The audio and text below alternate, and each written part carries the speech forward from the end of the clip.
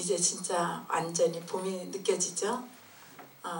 서울은 아직 춥습니다. 아직 춥고 개나리도 이제 피려고 시작하고 있어서 이제 개나리가 피려고 그러는구나 이랬는데, 어제 제가 여의도를 지나가는데 여의도에 개나리가 조금 폈어요. 그래서 그것을 보고도 좋아서 정말 많이 피었다 이랬는데, 여기로 오니까 벚꽃이 벌써 피기 시작을 하더라고요. 작년에 3월 24일 날 부산을 왔었어요. 예배가 있어서. 근데 그때는 벚꽃이 아주 만발을 했어요. 근데 올해도 역시 벚꽃을 보고 가게 됩니다. 여러분들의 마음처럼 아름다운 모습이 이 부산에서 보여집니다. 저는 이 부산을 보며 여러분들이 정말 얼마나 큰 일들을 많이 하시려고 그러는지 서울보다 더 많이 일하시는 게 보입니다. 5.25 회개의 날.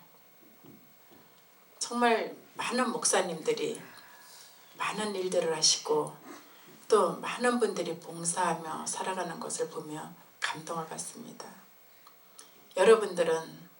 여러분들 자신들이 얼마나 귀한 하나님의 자녀이신지 여러분들이 잘 아실 것입니다. 이 사순절 동안 우리는 하나님 앞에 간구하는 기도보다 사순절을 통해서 나를 대신해서 십자가에 못 박히신 주님을 바라보는 것, 그 시간을 가져보는 것이 참 좋을 것 같습니다. 통회하고. 우리가 주님 앞에 무엇을 드렸을까요? 저는 어느 날 이런 생각을 했습니다. 이 세계에 얼마나 수억의 사람들이 살고 있습니까? 그런데 많은 사람들이 하나님 앞에 기도만 간구를 합니다. 무엇인가 주옵소서. 그러면 하나님은 그 기도를 다 들어주시기 위해서 얼마나 애를 쓰시고 계실까? 그리고 또 믿지 않는 사람들도 자신이 어려움에 처해지면 하나님이라는 말이 스스로 나오는 것을 참 여러 번 보았어요. 그것을 보면 확실히 하나님이 계시는 것이죠. 하나님이 계시기 때문에 사람들이 죽음이 가까울 때는 두려워하는 것입니다. 많은 사람들이 죽으면 죽지 이렇게 말하는 모습을 저는 많이 보았어요. 여러분들도 많이 보셨을 거예요. 많이 듣고. 그러나 그 말이 얼마나 무책임한 말인지. 죽으면 죽지. 과연 죽으면 죽지에서 끝날까요? 우리의 고통이 죽는 것으로 끝난다면 아마 이 세상의 사람들은 절반도 안 살아있을 거예요. 다 이 세상을 떠날 거예요. 그만큼 죽음이라는 단어를 너무 쉽게 뱉어버립니다. 우리의 생명은 우리의 것이 아니라 이 세상에 태어나면서 태초부터 하나님께서 우리의 생명을 주관하고 계십니다. 물론 힘들고 괴로울 때는 이 세상을 떠나고 싶을 때도 있습니다. 물질로 힘들거나 아니면 내 육신의 고통으로 힘들어서 세상을 떠나고 싶을 때가 있습니다. 그러나 그래도 그것조차도 하나님께 우리를 맡겨야 된다고 저는 생각하고 있습니다. 그리고 무엇보다도 하나님 앞에 감사. 우리 안에 감사가 없다면 우리는 예배를 드릴 수가 없습니다. 우리 안에 감사가 없다면 우리는 예배를 드리러 가서 그곳에서 좋을 수밖에 없습니다. 그러면 목사님의 말씀이 달게 들릴 수가 없습니다. 제일 먼저 주님 앞에 기도하며 매달리기 이전에 우리는 감사를 필요로 해야 될 것 같습니다. 저는 제가 주님 앞에 가장 감사한 것이 하나 있습니다. 제가 저희 집이 큰 부도가 나고 힘든 과정을 지날 때 맨 밑바닥부터 일어나기 시작을 할 때 한 번도 하나님 왜 이렇게 하셨어요? 라는 말을 해본 적이 없고 그런 생각도 들어본 적이 없습니다. 그래서 그것이 감사했어요. 만일에 내가 내 입으로 그것을 원망하거나 내 마음속에 그것이 원망이 들어왔다면 어떻게 했을까? 참 그 마음을 안 주셔서 감사하다. 그것도 내 마음대로 되는 것이 아니잖아요. 그렇다고 내 믿음이 아주 커서 원망을 안 하는 것이 아니라 주님이 그것까지 허락하셨기 때문에 내가 원망하지 않게 되었구나. 그렇게 생각하니 참 감사했습니다. 저는 오늘 이 시간 여러분들에게 물질과 죽음에 대해서 말씀을 드리고자 합니다. 지금 모든 사회가 물질 만능주의가 됐어요. 돈이면 다 해결이 됩니다. 아이들도 어른도 노인도. 참 그러한 모습을 볼 때 우리의 모습은 어떠한 모습이며 어디에 가 있고 있나, 우리는 서로 돕는 삶을 살고 있나를 생각해 봅니다. 많은 사람들이 돈을 합니다. 물론 물질은 굉장히 많이 우리는 필요합니다. 살아가며. 특히 우리 믿는 사람들은 더 물질이 있어야만 됩니다. 부끄럽지 않은 삶을 살기 위해서 내가 잘 먹고 잘 살려고 그러는 것이 아니라 여러분 주위를 돌아볼 때 얼마나 어려운 사람들이 많이 있습니까? 내가 저 사람에게 무엇인가를 주고 싶습니다. 내 안의 주머니에 사정이 여의치가 않습니다. 그럼 우리는 주고 싶어도 줄 수가 없습니다. 그런데 또 그 물질이 그렇게 온전히 쓰여지느냐 하면 그렇지 않게도 쓰여지고 있습니다. 자기의 욕심, 자기 자신에 대한 사치, 여자들 경우에는 명품백, 아주 제일 좋은 화장품, 자기 자신만을 위하는 그렇게 물질이 흘려나가는 경우도 있습니다. 그러나 우리는 그 물질을 귀히 쓰고 그 물질은 언젠간 사라질 것입니다. 여러분 그 사라질 물질에 너무 연연해하지 마세요. 물론 우리는 그 물질을 붙잡아야만 됩니다. 그렇지만 우리가 이 세상을 떠날 땐 그 물질을 가지고 가지 않습니다. 그것은 너무나도 명확관화한 이야기입니다. 모든 사람들이 다 알고 있는 사실입니다. 재벌도 이 세상을 떠날 땐 아무것도 가져가지 않습니다. 한 줌의 흙이 될 뿐입니다. 얼마 전 제가 아는 분이 돌아가셨어요. 그런데 1시간 만에 제가 되어서 나왔습니다. 50대 초반의 사람이었어요. 여러분, 사람이 80, 100까지 산다는 보장은 없습니다. 그렇게 50대에도 갈 수 있고 30대에도 갈 수 있는 것입니다. 그런데 그들이 이 세상을 떠나면서 물질을 가지고 가는 사람이 있을까요? 다 놓고 갑니다. 우리는 빈손으로 왔다가 빈손으로 떠나는 것입니다. 다만 살고 있는 이 시간에 우리가 그 물질을 어떻게 쥐고 있고 어떻게 사용하느냐가 중요한 것입니다. 여러분들은 그 물질을 어떻게 사용하셨습니까? 여러분들이 그 물질을 불우한 사람들을 위해서 도와드린 적이 있나요? 꼭 물질은 내가 많은 돈이 있어서 도와주는 것이 아닙니다. 내가 가진 작은 것이 그 사람에게 아주 커다란 것이 될 수도 있습니다.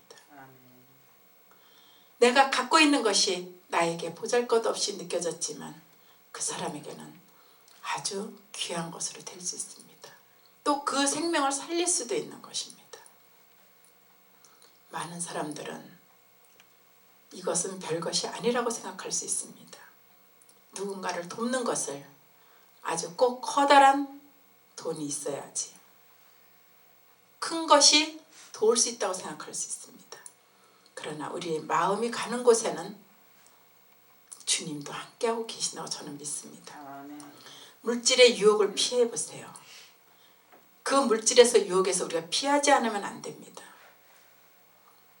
그리고 너무나 물질에 대해서 깊이 생각하다 보면 또 부를 갖고 있는 사람을, 그 사람들을 피하게 되고 비난하게 됩니다.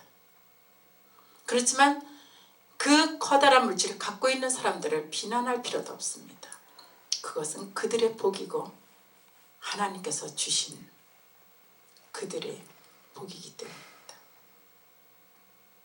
그러다 보면 우리 스스로가 자신에 대해서 비관을 갖게 됩니다. 여러분들은 행복이 어디에 있다고 생각을 하십니까? 꼭 돈이 많아야만이 행복한 것은 아닙니다. 아픔이 있는 사람은, 내 몸의 건강이 안 좋은 사람은 내 몸이 안 아팠으면, 내가 허리가 아프면 내가 허리가 아프지 않아서 잘 걸을 수 있다면 그게 그 사람의 소망이고 행복입니다. 안 아파본 사람은 그것을 알 수가 없습니다. 행복은 아주 가까운 곳에서 있습니다. 그리고 재물이 많다고 그 재물로 삶을 즐기며 사는 것은 아닙니다. 재물이 많아서 그들이 과연 행복할까요? 그렇지도 않습니다. 그 안에는 너무나도 서로가 더 이기적인 가정이 많습니다. 재물이 많다 보면 더 화목하지 않은 경우도 있습니다.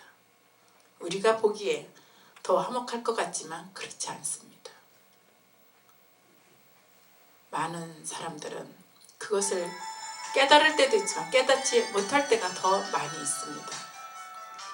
우리가 믿음으로 하나님 앞에 나아갈 땐 내 손에 아무것도 없다 할지라도 주님이 나와 함께 하시는 것이 감사한 것이고, 그 감사를 느끼는 것이 행복입니다. 여러분의 삶에 오늘 이 순간 발을 내딛고 나가셨을 때 하나님께서 여러분에게 어떠한 축복을 주실지, 하나님께서 어떠한 계획을 갖고 계신지는 아무도 모르는 것입니다. 어찌 우리가 하나님의 계획을 알 수 있겠습니까?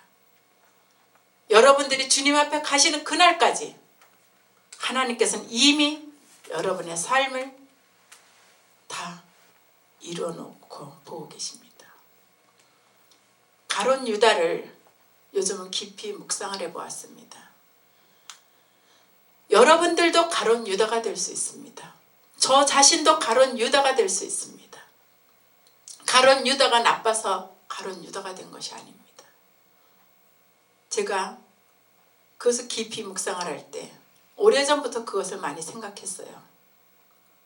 그것은 그 사람의 믿음이 연약해질 때 그 틈을 타고 마귀가 들어와서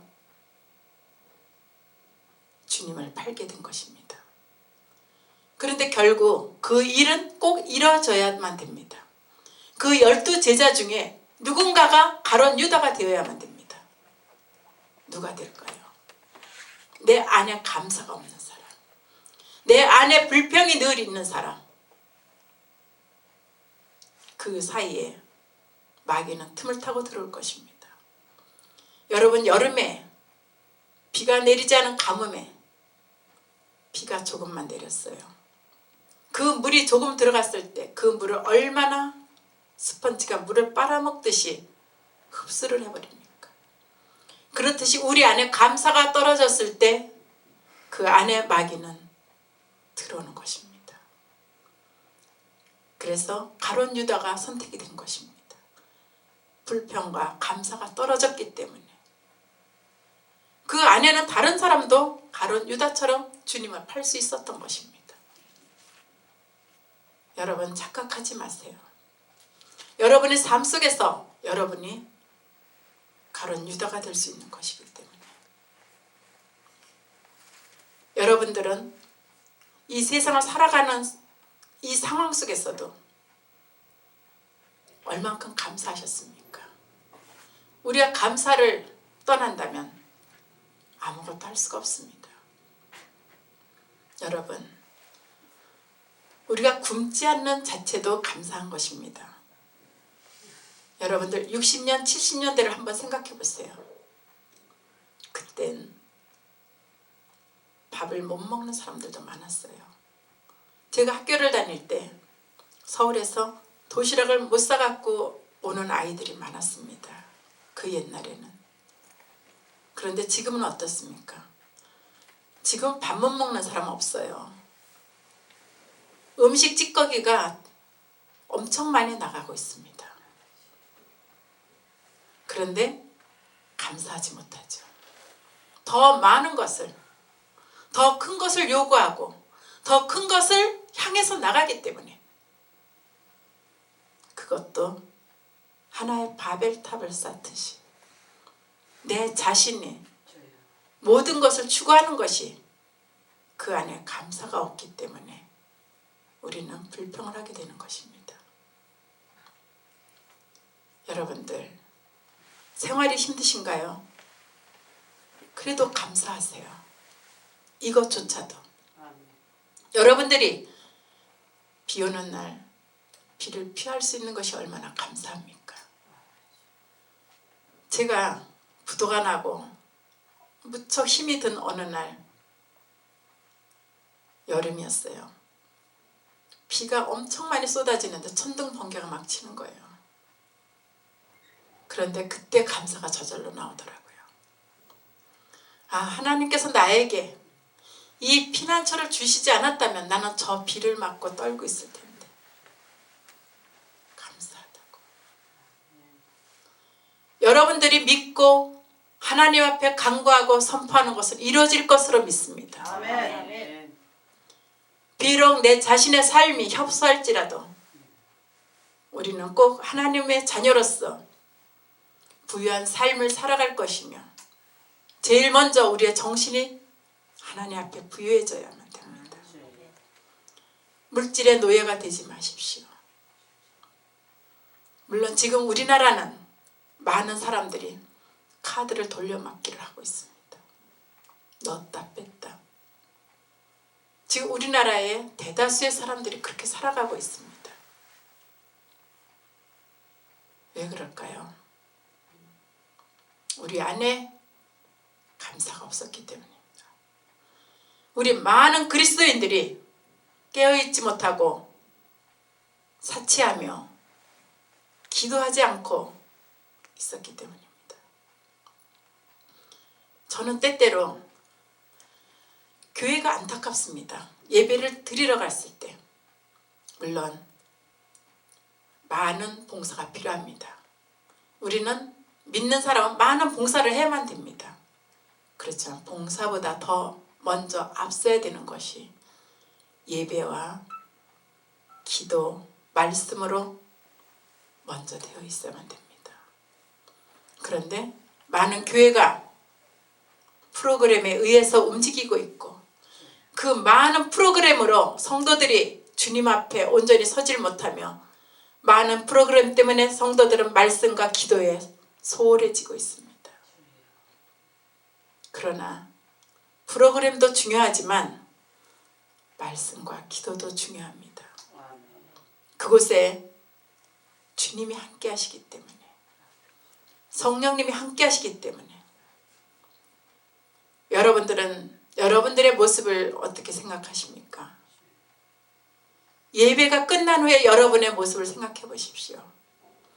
목사님의 말씀이 끝나고 잠시 앉았다가 차라리 그 시간에 기도하고 천천히 나가시는 분 계신가요? 서로 빨리 나가려고 발이 앞서 나가고 마치 무슨 영화관에 들어왔다 나가는 사람들처럼 여러분들 한 사람 한 사람이 주님을 만나십시오. 그리고 주님이 주시는 메시지를 들으세요. 그 레마를 여러분이 들으셔야만 됩니다. 여러분은 모두가 주님께 귀한 자녀입니다. 주님께서는 여러분에게 귀한 메시지를, 레마를 보내고 있습니다. 그러나 나의 기도에만 도취되어서 주님의 음성을 못 듣고 있습니다. 대다수의 사람들이 기도를 하는 습관들이 있습니다. 자신의 기도를 열심히 많이 해요. 중보기도도 열심히 많이 해요. 그리고 예수님 이름으로 기도합니다. 아멘 하고 끝나고 벌떡 일어나서 나가요. 여러분, 잠시 하나님한테도 시간을 좀 주세요. 하나님께 시간을 주셔야 하나님도 여러분에게 말씀하실 시간이 있어야 되죠. 여러분, 언제 하나님의 음성에 귀를 기울이실 것입니까? 그리고 세상으로 나가서 일하기 바쁜데 어떻게 하나님의 레마를 들을 수가 있겠습니까? 여러분들이 기도를 열심히 하고 났다면 그 후에 잠시 묵상하며 기다려보세요. 분명코 하나님께서 여러분의 발길을 인도하시는 것이 있을 것입니다. 너무나 나의 것, 나의 기도, 바쁜 생활, 그거에 쫓기기 때문에 주님이 여러분에게 주시는 그 귀한 음성을 듣지 못하는 것입니다. 나의 자아를 내려놓고 내 자아가 깨어지는 훈련을 하셔야만 됩니다. 이제 정말 성숙한 믿음으로 여러분들이 서서 나갈 때 하나님께서는 함께 하실 것입니다. 그런데 아주 중요한 것이 이 물질과 죽음이 연관이 되어 있습니다. 사람들은 너무 물질에 매이다 보면 죽음도 택할 수 있습니다. 그러나 그것을 어떻게 견디고 이겨나가느냐가 중요한 것입니다. 여러분들도 공부하시고 힘드셔서 이곳에 오셨을 것입니다. 건강이 나쁘신가요? 물질에 문제가 있나요? 그러면 그 이전에 하나님과 나와의 관계를 생각해 보세요. 나와 하나님과의 관계가 제대로 이루어지지 않을 때 나는 그때 무엇을 하고 있나 한번 뒤돌아보세요. 아주 중요합니다. 오늘 저녁부터, 아니 이 시간부터 여러분들의 기도의 방향을 바꿔보시고 하나님에 대한 마음을 바꿔보세요. 무조건 모든 것을 주시는 분으로만 생각하시지 말고, 그리고 하나님의 때는 분명히 여러분에게 있을 것입니다. 여러분이 이 세상을 살다가 주님 앞에 가는 그날까지는 주님의 때를 맞이하게 될 것입니다.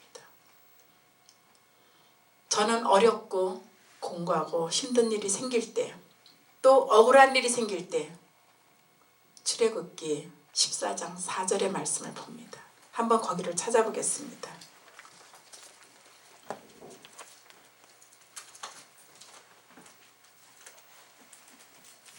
출애굽기 14장 4절.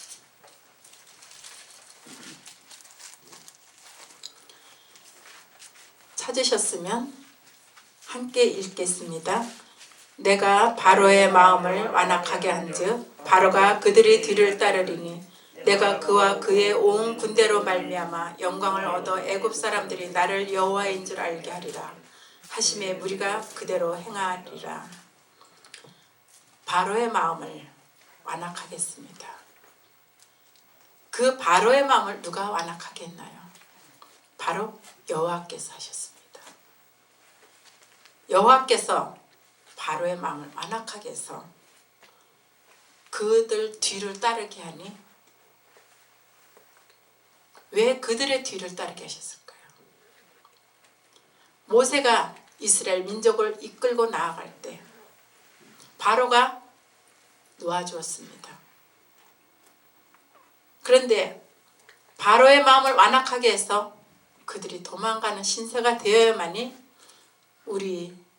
지금의 우리는 홍해 바다에 갈라지는 기적을 볼 수 있는 것입니다. 그 바로의 마음을 완악하게 하지 않았다면 지금의 우리는 하나님의 역사, 그 홍해 바다가 갈라지는 것을 볼 수가 없었습니다. 그리고 우리는 지금 이 시대까지 그 이야기가 내려올 수가 없습니다. 다만 하나님이 계시다는 것으로 끝나고 말겠죠. 여호와인 줄 알게 하시려고, 여호와가 계시다는 것을 알게 하시려고. 여러분들의 삶에 어렵고 힘든 일이 있다면 하나님께서 이렇게 여러분들 삶 가운데서 함께 하셔서 분명코 여호와가 계시다는 것을 알게 하시기 위해서, 그 일을 행하시기 위해서 하시는 것입니다. 물론 우리가 우리의 죄로 인해서 받아지는 것들도 있을 것입니다. 또 아니면 이렇게 홍해 바다가 갈라지는 이러한 역사를 우리에게 보이기 위해서 우리에게 시련도 주시는 것일 것입니다. 그럼 바로는 과연 무엇이 되었을까요? 바로도 예수님을 판 그 가룟 유다와 같은 하나님께 그렇게 쓰임을 받은 것입니다. 여러분, 우리는 늘 감사가 떨어지지 말고 그 마음에 항상 감사가 가득하여서 우리 안에 틈을 보이지 마세요. 우리가 감사가 떨어지면 우리 삶 속에서 우리 자신 스스로가 증오하게 됩니다. 그렇게 증오하게 되다 보면 자살을 하게 됩니다. 제가 이 말씀을 오늘 드리는 것은 2013년도 4월쯤이었어요. 제가 서울에 있는 어느 순복음교회에서 집회를 하고 있었습니다. 그런데 집회하는 곳에 어느 여자분과 남자분이 오셨어요. 근데 제가 다니고 있는 교회도 큰 교회예요. 그래서 저도 성도들을 다 알지는 못합니다. 근데 저희 교회 성도였대요. 나중에 알고 보니까. 근데 그 여자분이 들어오는데 영적으로 하나님께서 보여주신 거였어요.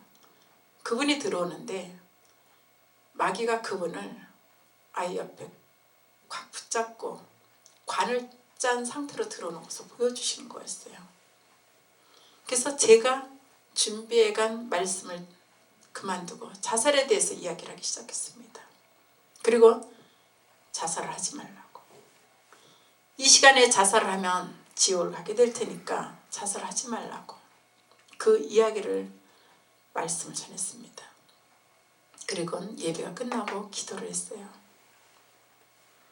그리고 중보 기도를 하며 그 가게에 흐르는 저주를 예수님의 보혈로 끊었습니다.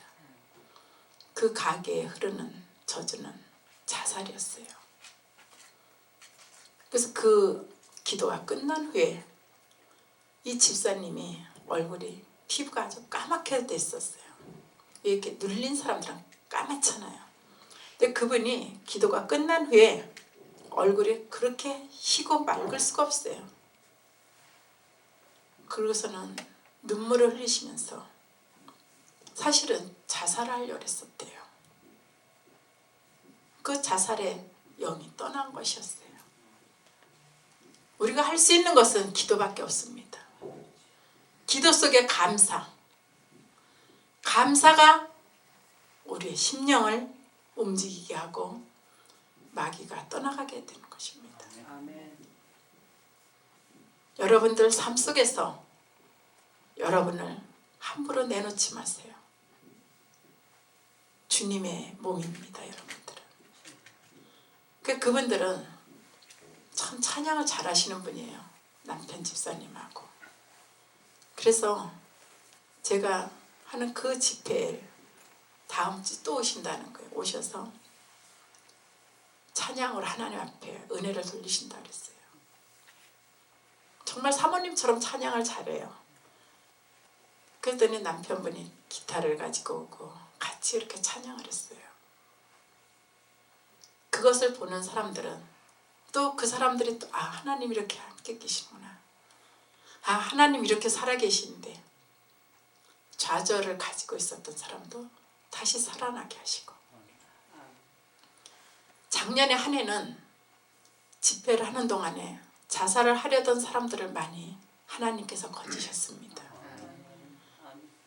여러분들 그렇게 여러분들의 머리카락조차 세시며 하나님께서 여러분들 하나하나를 만지시고 여러분들을 함께하고 계십니다. 결코 여러분을 고아처럼 놓아두지 않습니다. 여러분의 마음이 힘들고 내가 혼자인 것 같아도 하나님은 여러분을 그냥 놓아주시지 않습니다. 제가 그 전에 제주도에서 저희는 이제 제주도에서 농장을 했었어요. 저는 제주도 사람은 아니에요. 그냥 농장을 했기 때문에 거기를 갔었는데 하나님께서 아 이렇게 하시겠구나라는 그냥 혼자 스스로 은혜를 받은 게 있었어요. 농장에 갔다가 그냥 정원에 나왔어요. 정원에 나와서 이러고 잔디밭을 이렇게 들여다보는데 하얀 개미가 있는 거예요. 그래서 하얀 개미 같은데 개미가 막 그냥 굉장히 막 뭔가를 물고 가요. 그래서 여기 잔디가 이렇게 들썩해요. 이렇게 갈라져가지고 이게 뭐지? 이 속에 개미집이 있나? 이러고 주방에 가서 나무젓가락을 갖고 와서 그걸 이렇게 들춰봤어요. 살짝 들쳤더니 그 안이 하얀 개미가 아주 가득한 거예요. 아마 그게 이제 새끼를 낳아가지고 이제 아직 덜 자란 것인가 봐요. 그런데 그 개미들이 내가 살짝 들으니까 우왕좌왕 하는 거예요. 그래서 아니야 그래 너희들 그냥 다시 있어 이러고 다시 뚜껑을 덮어줬어요. 덮어주고 이쪽으로 나온 개미들을 나무젓가락을 이렇게 막았어요. 막으니까 못 가고 이쪽으로 가는 거예요. 또 이쪽으로 가면 제가 장난을 하느라 이쪽으로 또 막아버렸어요. 막으면 다 못 가는 거예요. 자기가 가고자 했던 길들을. 그래서 그걸 보면서 제가 느낀 게 아 우리가 개미 같겠구나. 하나님 보실 때는. 하나님 우리가 가는 길을 막으시면 아무도 그 길을 갈 수가 없고 하나님이 그 길을 여시면 아무도 그 여는 길을 막을 자가 없겠구나. 작은 생명조차도 어쩌면 이리도 하나님께서 귀하게 하셨는지 그것을 깨달았었습니다. 그런데 여러분들의 삶 가운데 하나님께서 그렇게 인도하시지 않겠습니까? 여러분이 위험한 길로 간다면 이 길로 가지 마라. 내가 원하는 길은 바로 이 길이란다. 하나님은 여러분 삶 속에서 그렇게 다가오실 것입니다. 앞으로의 남은 시간도 하나님께서 그렇게 하실 것입니다. 여러분들에게 하나님의 축복이 가득하시기를 바라면서 이것으로 마치겠습니다. 기도하겠습니다.